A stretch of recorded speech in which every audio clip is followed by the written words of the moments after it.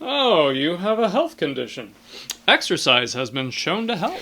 What percentage of patients with my condition did exercise make the symptoms worse? No, that's not how it works. The studies show that there is an 11% improvement in symptoms. 11%? Wow, that's staggering. So 100% of patients saw an 11% improvement, or? No. Some saw more improvement, and some saw Negative effects? Oh, I don't know about negative.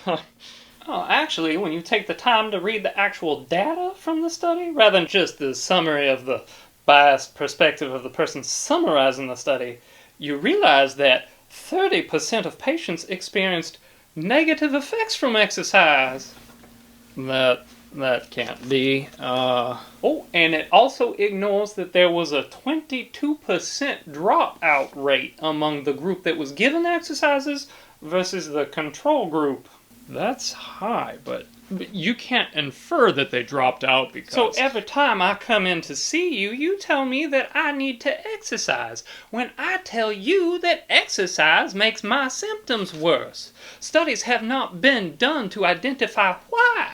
Yet there is data showing that in that 30% group, exercise makes them worse, and another 22% drop out. So you blanket prescribing exercise to every single one of your patients is ignorant and dangerous, especially when you consider that I have been informing you that exercise is making it worse, and you ignore me. Well, there really isn't anything else that I can tell you. And there it is. Countless people with medical conditions, from anxiety to fibromyalgia to chronic fatigue to POTS to MS to migraines to COVID and on, report worsening of symptoms with exercise. And yet there is virtually zero research into why this is. In fact, the data shows that when this happens, we are ignored. Did you know that there has been studies that show that exercise makes long COVID symptoms worse in 75% of people? And then another 20% say that it will sometimes help and sometimes make it worse. And only 1% report that it actually improves symptoms.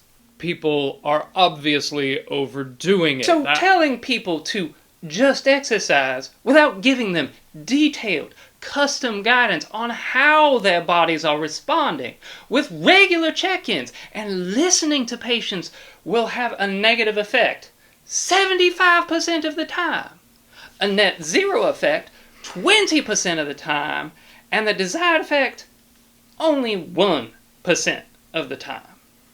Maybe medicine should start listening to the people who are hurting rather than just using a one-size-fits-all treatment because it's easy for you to collect your check and not actually do anything. Well, here's your prescription to exercise. If it doesn't work, you're obviously doing it wrong.